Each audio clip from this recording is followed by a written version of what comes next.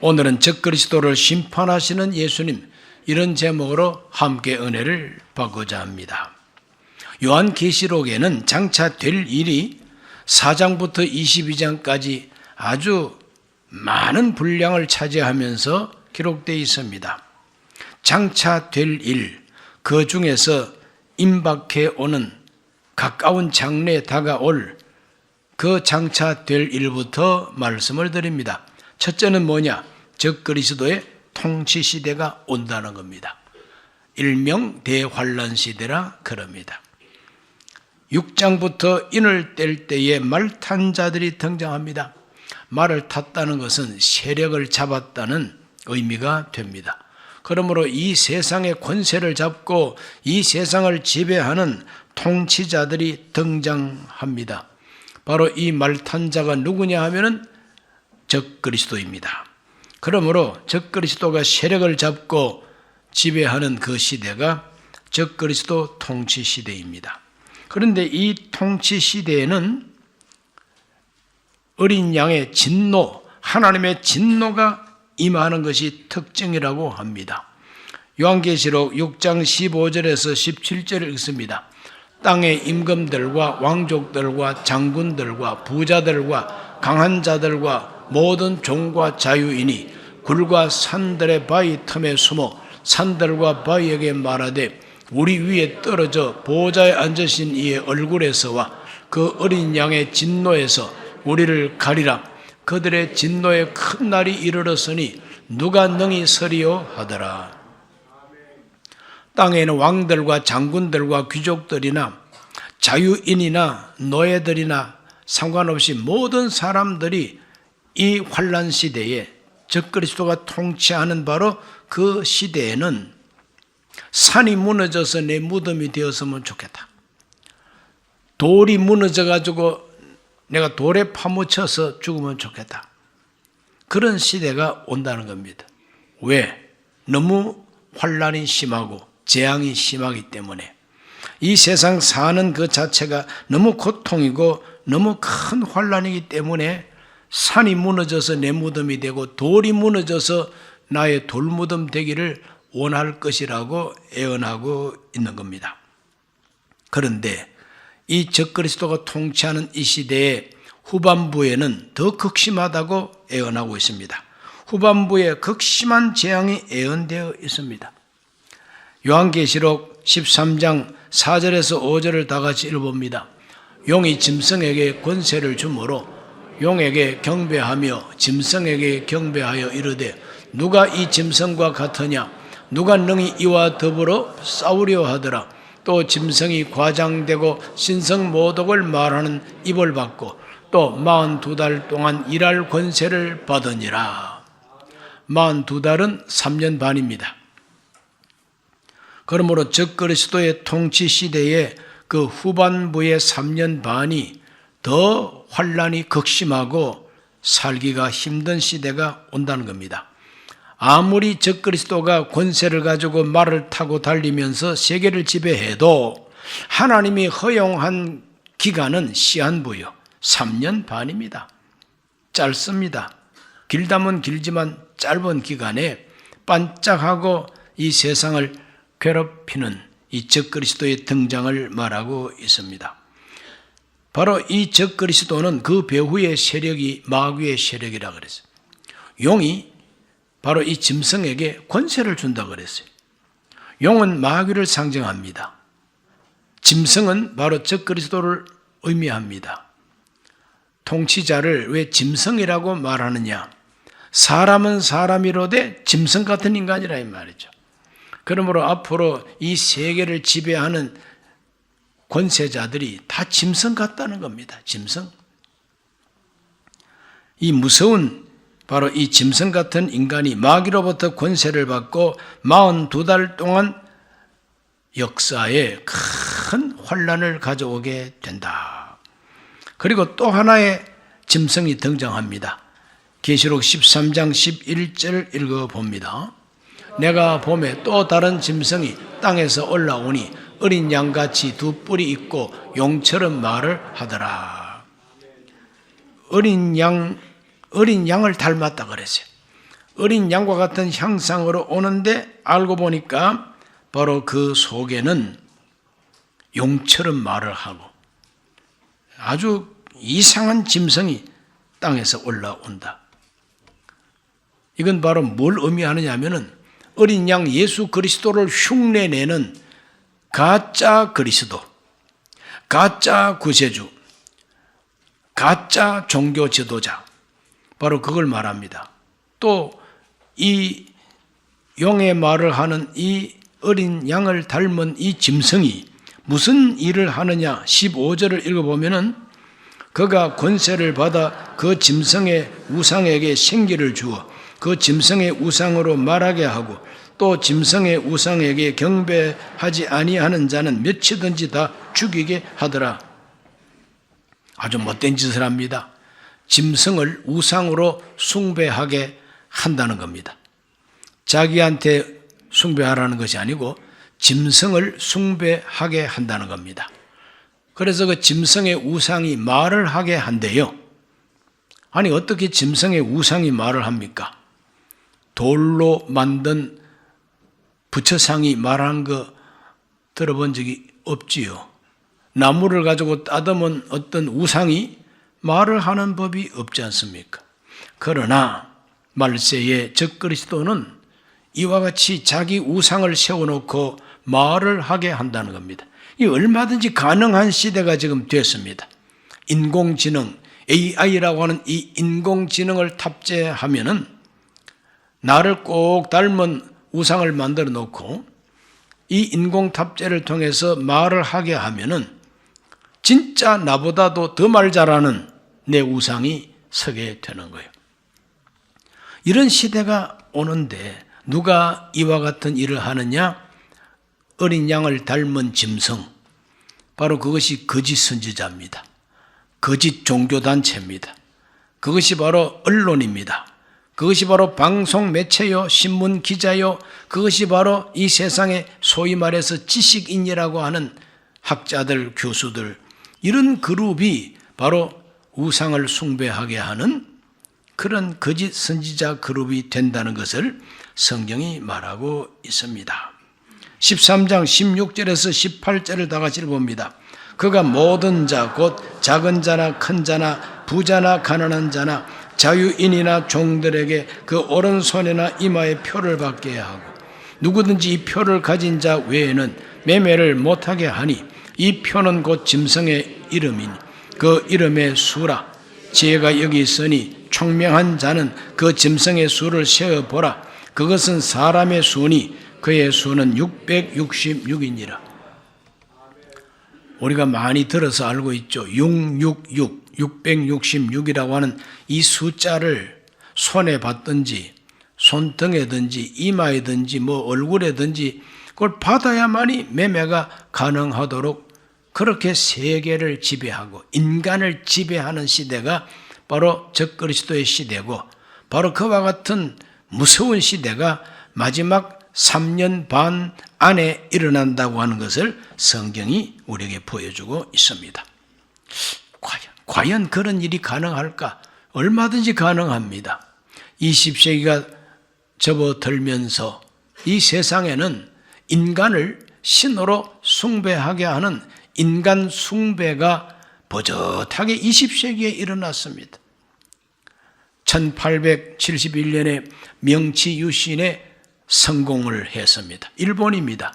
일본은 명치 시대에 유신 개혁을 성공을 하고 이제 나라를 더욱 강력한 부국 강병의 이와 같은 비전을 가지고 나라를 세워나가는데 일본 사람들이 많은 학자들을 외국으로 보내가지고 연구하고 돌아오게 했습니다.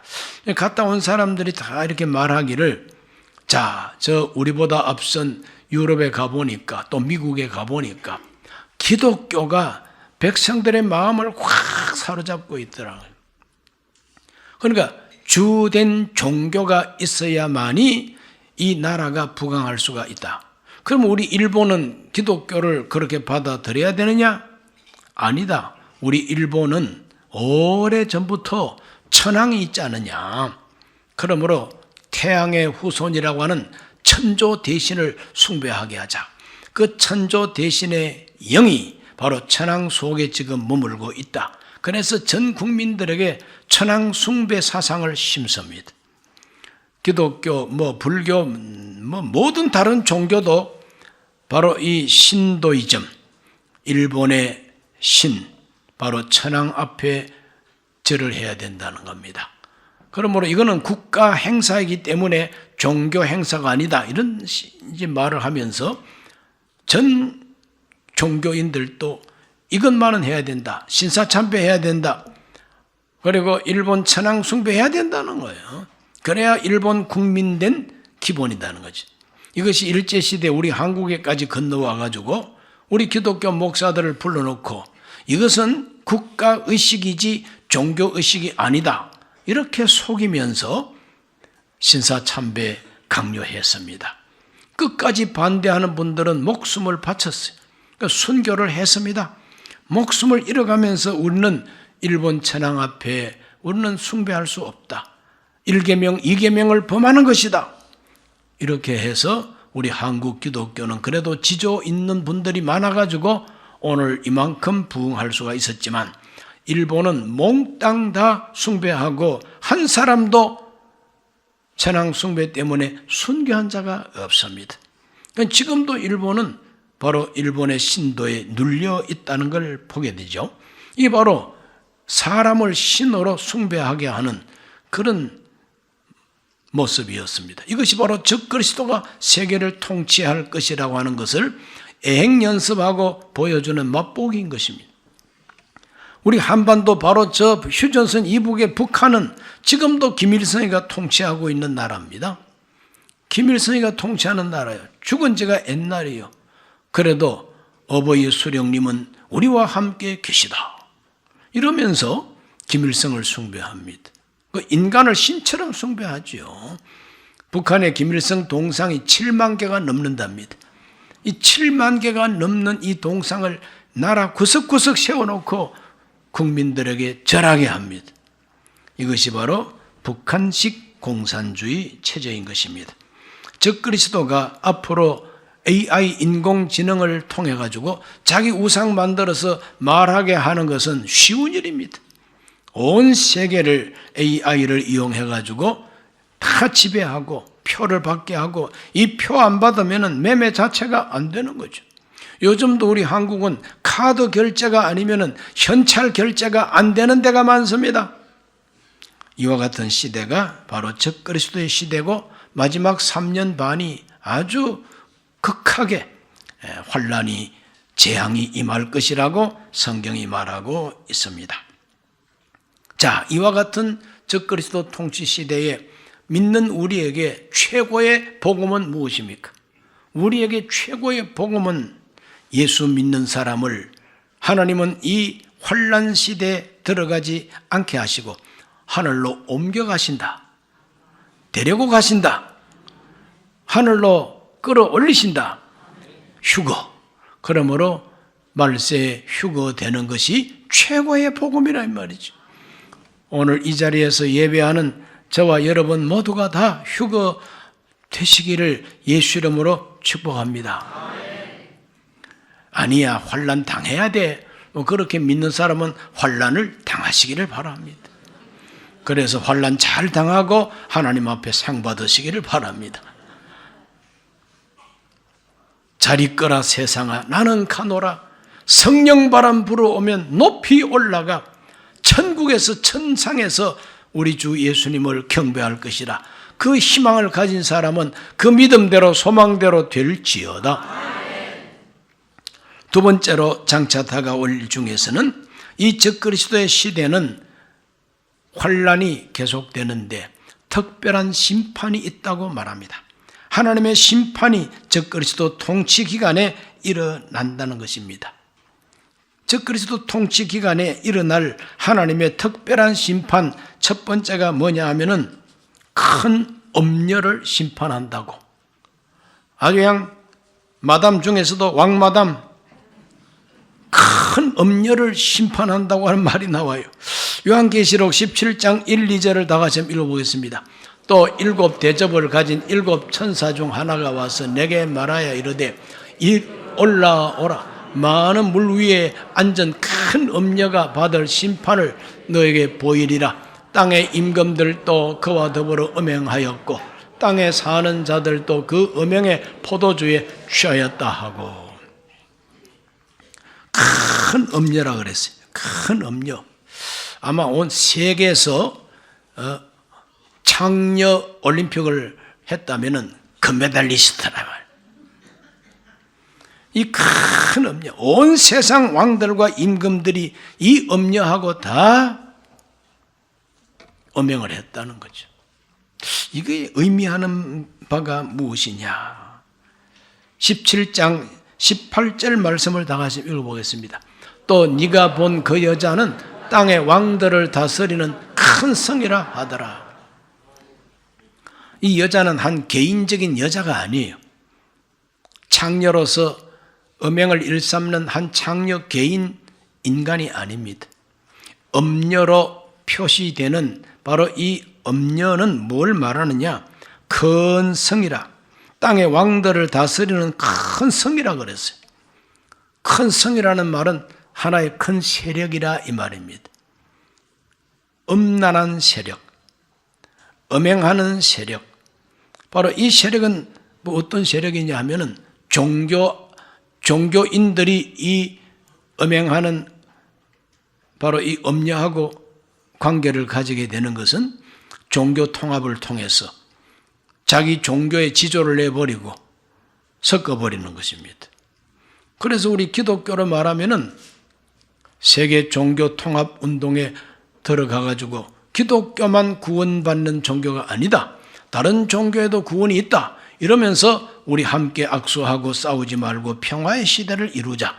듣기에는 좋은 것 같지만 하나님 앞에서는 영적인 음행인 것입니다. 오늘 끝까지 오직 예수님만 나의 구주, 나의 하나님 되심을 고백하고 믿어야 되는 것이죠. 이와 같이 큰 음녀와 음행을 저지르는 정치는 뭡니까? 정치와 종교가 야합을 하게 되는 것이죠. 이 세상 세속과 그 불의하고 부정한 것을 이 정치 권력가들이 다 그것을 다 좋아하고 함께 혼돈과 혼란에 빠져버리는 이와 같은 것이 바로 큰 음녀와 음행하는 것입니다. 오늘 이와 같은 이 음녀를 하나님이 심판한다는 겁니다. 철저하게 심판한다.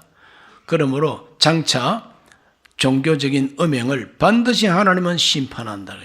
오늘 우리 교회는 끝까지 오직 예수만 나의 주, 나의 하나님 되심을 고백하는 순수한 신앙을 지켜나가는 순 복음 교회가 돼야 되겠습니다. 그 다음 두 번째는 큰 성 바벨론을 심판한다 그랬어요. 18장 2절 말씀 읽어봅니다. 힘찬 음성으로 외쳐 이르되 무너졌도다 무너졌도다 큰 성 바벨론이여 귀신의 처소와 각종 더러운 영이 모이는 곳과 각종 더럽고 가증한 새들이 모이는 곳이 되었도다. 무너졌도다 무너졌도다 큰 성 바벨론. 이 큰 성 바벨론이 의미하는 것은 뭐냐? 세계를 지배하는 권력 체제요, 세계를 지배하는 경제 체제. 이것이 바로 큰 성 바벨론인 것입니다. 하나님은 이와 같은 인간 역사 속에 있는 이 권력과 정치 체제, 경제 체제를 하나님이 심판한다는 것입니다. 큰 성 바벨론. 하나님이 심판하는 주 목적 중에 하나가 무엇이냐? 18장 20절을 읽어보면은 하늘과 성도들과 사도들과 선지자들아 그로 말미암아 즐거워하라. 하나님이 너희를 위하여 그에게 심판을 행하셨음이라 하더라. 그러므로 역사 속에서 종교 권력 가운데 타락한 종교 권력, 정치 권력, 이와 같은 세속 권력이 얼마나 많은 사도들을 죽이고 선지자들을 죽이고 하나님의 성도들을 죽였습니까? 그 원수를 하나님이 심판으로 갚으신다는 것이죠. 모든 순교자들의 핏값을 하나님이 큰 성 바벨론을 심판하고 쪼개지고 우박으로 때리고 지진으로 쪼개지고 불타버린다고 성경이 말하고 있습니다. 이와 같은 심판을 즐거워하라 그랬어요. 믿는 사람들은 이 심판을 즐거워하라. 왜? 하나님이 모든 역사 속에 원수를 갚으시는 심판이기 때문에. 그래서 영화로 만들어 본다면 박수 크게 나올 장면이 바로 이 장면이다 이 말이죠. 하나님이 심판하면 악기 소리가 그치고 세공업자들이 망하고 맷돌 소리가 그치고 등불은 꺼지고 신랑 신부의 좋아하는 음성이 그친다고 성경이 말하고 있습니다. 모든 순교자들의 핏값을 갚는 하나님의 심판이라 그랬습니다. 18장 24절을 읽어봅니다. 선지자들과 성도들과 및 땅 위에서 죽임을 당한 모든 자의 피가 그 성중에서 발견되었느니라 하더라. 모든 순교자들의 피가 그 성에 그대로 남아있고 억울하게 죽임당한 사람들의 원혼이 그대로 핏자국으로 남아있다. 그러므로 이렇게 피를 많이 흘렸으니 이 큰 성 바벨론 그냥 둘 수 없다는 거예요. 그래서 하나님이 하늘에서 우박을 떨어뜨려 가지고 박살을 내고 지진이 일어나고 불타고 이런 식으로 해서 하나님은 이 역사 속에 인류 문명을 심판한다는 것을 성경이 말하고 있습니다. 무시무시한 하나님의 예언입니다. 이것이 장차 다가올, 가까운 장래에 다가올 하나님의 심판입니다. 환난입니다. 재앙입니다. 그렇기 때문에 대환난 시대라고 그러는 것이죠. 그와 같은 심판이 있고 난 다음에 맨 나중 심판이 바로 적그리스도 심판입니다. 그래서 그것은 예수님의 재림과 적그리스도의 멸망을 예언하는 말씀으로 우리에게 알려지고 있습니다. 자, 19장 1절을 다 같이 읽어봅니다. 19장 1절 이 일 후에 내가 들으니 하늘에 허다한 무리의 큰 음성 같은 것이 있어 이르되 할렐루야 구원과 영광과 능력이 우리 하나님께 있도다. 찬송 소리입니다. 그렇죠? 자, 하늘에 있는 큰 음성이 요한에게 들려오는 겁니다. 하늘이 열리면서 그 하늘의 음성, 큰 음성이 들려오는데 그 음성의 핵심이 뭐냐? 그건 바로 할렐루야로 시작합니다. 할렐루야. 구원과 영광과 능력이 우리 하나님께 있도다. 그의 심판은 참되고 의로운지라.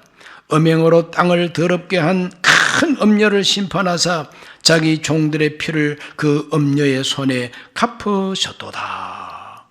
하나님께서 이와 같이 모든 순교자들의 원수를 하나님이 시원하게 다 갚았다는 겁니다. 그 하나님을 찬송하고 두 번째로 할렐루야 하니 연기가 세 채터로 올라갑니다. 아멘 할렐루야 하니 보좌에서 음성이 나서 이르되 하나님의 종들 곧 그를 경외하는 너희들아 작은 자나 큰 자나 다 우리 하나님께 찬송하라. 찬송입니다. 그냥 뿐만 아닙니다. 허다한 무리의 큰 음성이 나면서 말합니다. 할렐루야 우리 주 하나님 전능하신 이가 통치하시도다.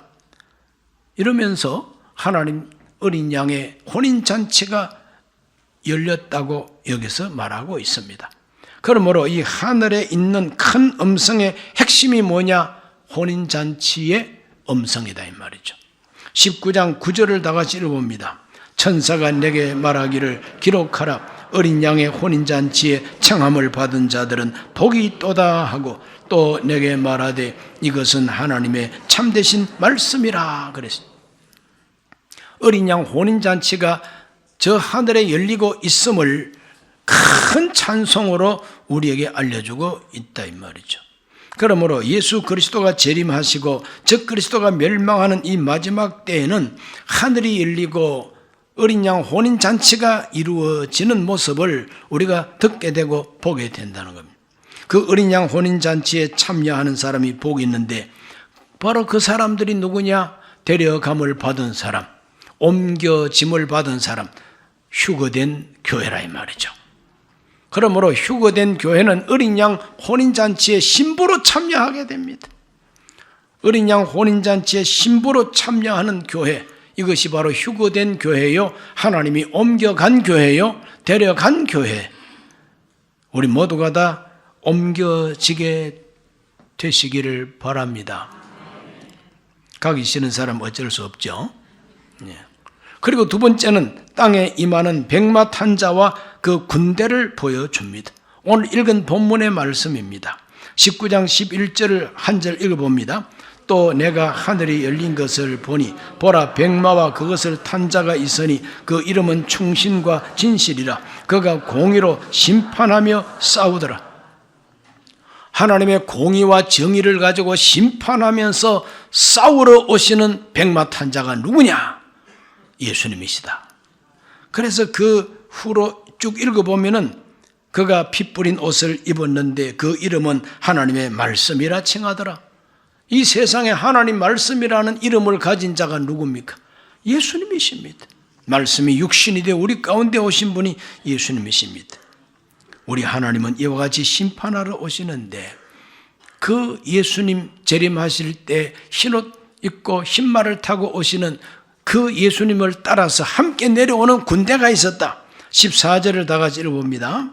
하늘에 있는 군대들이 희고 깨끗한 세마포 옷을 입고 백마를 타고 그를 따르더라. 거대한 하늘 군대를 거느리고 이 땅 위에 심판하러 임하시는 예수님. 이게 바로 지상 재림입니다. 공중 재림은 어린 양 혼인잔치를 위한 재림이고 지상 재림은 땅에 있는 적그리스도와 그 졸개들과 이 악한 세상을 완전히 끝내는 심판을 위해서 오시는 재림 예수. 이것을 보여주고 있습니다. 15절에서 16절을 읽어보겠습니다. 그의 입에서 예리한 검이 나오니 그것으로 만국을 치겠고 친히 그들을 철장으로 다스리며 또 친히 하나님 곧 전능하신 이의 맹렬한 진노의 포도주 털을 밟겠고 그 옷과 그 다리에 이름을 쓴 것이 있으니 만왕의 왕이요 만주의 주라 하였더라. 누가 만왕의 왕입니까? 누가 만주의 주가 되십니까? 예수님이십니다. 그가 오셔서 진노의 포도주 털을 밟는다 이 말은 심판한다는 겁니다. 심판하러 오십니다. 무엇으로? 입에서 나오는 칼을 가지고 친다 그랬어요. 그 손에 잡은 철장, 즉 철막대기를 가지고 때려 부순다는 거죠.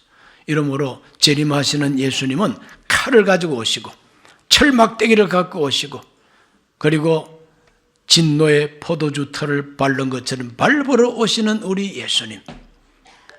고요하고 거룩한 밤 어린 아기로 오신 예수님은 2000년 전에 오셨고 오늘 우리가 기다리는 예수님은 입에서 칼이 나오고 손에는 철장을 가지고 그 발은 주석 같아서 밟아서 터뜨리는 이와 같은 심판자로 오신다고 성경이 말하고 있습니다. 믿으십니까? 믿으십니까? 이와 같이 땅에 임하는 백마탄자와 그리고 그 하늘의 군대가 싸우는 전쟁이 드디어 벌어집니다. 자, 아마겟돈 전쟁이라 그래요. 이 아마겟돈 전쟁은 요한계시록 16장 16절에서 이미 말씀을 하고 있습니다. 세 영이 히브리어로 아마겟돈이라 하는 곳으로 왕들을 모으더라. 이 아마겟돈은 바로 저 이스라엘 나라에 지금도 있는 머깃도라고 하는 지역입니다. 그 머깃도가 아마겟돈입니다. 넓은 평야가 있습니다. 옛날부터 전쟁터입니다. 그러므로 아마겟돈 전쟁은 적그리스도의 군대와 백마탄자의 군대가 싸우는 전쟁입니다. 그 전쟁 이야기가 19장 19절로 21절에 기록이 되어 있습니다. 또 내가 봄에 그 짐승과 땅의 임금들과 그들의 군대들이 모여 그 말탄자와 그의 군대와 더불어 전쟁을 일으키다가 짐승이 잡히고 그 앞에서 표적을 행하던 거짓 선지자도 함께 잡혔으니 이는 짐승의 표를 받고 그의 우상에게 경배하던 자들을 표적으로 미혹하던 자라. 이 둘이 산채로 유황불 붙는 못에 던져지고 그 나머지는 말탄자의 입으로부터 나오는 검의 죽음에 모든 새가 그들의 살로 배불리더라. 인류 역사 마지막 큰 전쟁을 아마겟돈 전쟁이라 그러고 그 전쟁에서 싸우는 두 그룹은 적그리스도의 군대와 그리고 재림하시는 예수님의 군대입니다. 이 전쟁에서는 사실 싸울 것도 없죠. 그대로 제압해버리고 그 짐승과 거짓 선지자를 그대로 멸망시켜버립니다. 산채로 유황불 속으로 던져버린다고 말하고 있죠. 얼마나 통쾌합니까? 이거 영화로 만들면 이 장면에서 일어서 기립박수할. 이게 뭔 소리인지 모르고 앉아가지고 겨울소처럼 눈만 끔뻑거리고 있는 사람도 있겠지만 아는 사람들은 일어나서 기립박수할 수밖에 없어요. 왜? 이 세상에서 말 타고 달리는 저 악한 지배자, 통치자, 적그리스도가 산채로 지옥불에 던져지는 이 장면을 보고 박수 안 치면 지가 한패거리지. 너도 같이 들어가라고 그래. 오늘 우리 모두는 이 아마겟돈 전쟁을 통하여 통쾌하게 짐승과 거짓 선자가 멸망하는 모습을 이렇게 보는 것입니다. 이것이 장차 될 일이라고 우리 예수님께서 기록하라고 말씀하고 계셔요. 이걸 기록해서 7 교회에다가 보내라 그랬습니다. 오늘 저와 여러분 교회도 7 교회 중에 하나입니다. 지상에 있는 모든 교회 시대 교회가 7 교회에 속합니다. 그러므로 7 교회에 이 편지 써서 보낼 때 이런 내용을 적어서 보내라 그랬어요. 왜? 이것을 알고 기다리라 말이죠.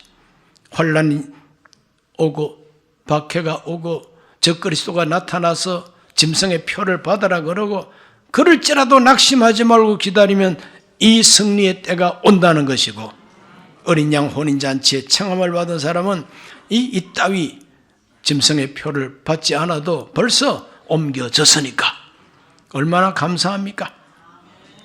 오늘 이 장면을 바라볼 때에 2000년 전에 우리 예수님 아기로 오셨지만 이제 다시 오실 예수님은 입에서 칼을 가지고 철퇴를 가지고 오시는 심판자 예수님, 흰옷을 입고 오시는 우리 예수님, 정말 이 때가 아직까지 남아있다 할지라도 오늘 2024년 이 대한민국 탄핵 전국 속에 우리 예수님께서 흰옷 입고 오셔가지고 흰말 타고 오셔가지고 예수님 입에서 나오는 진리의 말씀으로 무엇이 참인지 거짓인지, 무엇이 거짓말이고 무엇인지 이 나라의 진정한 메시지인지 알게 하여 주시옵소서. 분별하게 하여 주옵소서. 우리 모두는 백마 군대가 돼가지고 예수님을 뒤따르는 흰옷 입고 백마 타고 예수님과 함께 싸우는 군대가 되게 해달라고 기도해야 될 것입니다. 반드시 예수 그리스도의 편이 이긴다는 걸 믿으시기를 예수 이름으로 축복합니다. 기도합니다. 하나님 아버지, 오늘 주님 앞에 나와서 적그리스도를 심판하시는 예수님의 통쾌한 승리를 우리가 읽고 보았습니다. 하나님, 오늘 우리가 사는 이 시대에 적그리스도를 닮은 인간들이 거짓말을 하고 통치자가 되고 싶어서 온갖 몸부림을 친다 할지라도 마침내 예수님께서 그 입에 기운으로 죽이시고 포도주 털을 밟듯이 심판하시고 철장으로 항아리를 깨듯이 깨뜨려 주셔서 예수 승리가 이루어지게 해 주시옵시고 진리의 승리가 이루어지게 하여 주옵소서. 예수님 이름으로 기도하옵나이다. 아멘. 잠시 고개 숙입니다. 처음 교회 나오신 분 계시면 조용히 일어나셔서 이 기도를 함께 하심으로 예수님 영접하시기를 바랍니다. 하나님 아버지, 저는 죄인입니다. 어디에서 와서 왜 살며 어디로 가는지 알지 못하고 죄 가운데 살았습니다. 저의 죄를 위하여 십자가에서 죽으시고 부활하신 예수님을 제 구주로 모셔드립니다. 저는 하나님 자녀가 되었습니다. 지금부터 영원토록 주님과 함께 살겠습니다. 예수님 이름으로 기도드립니다. 아멘.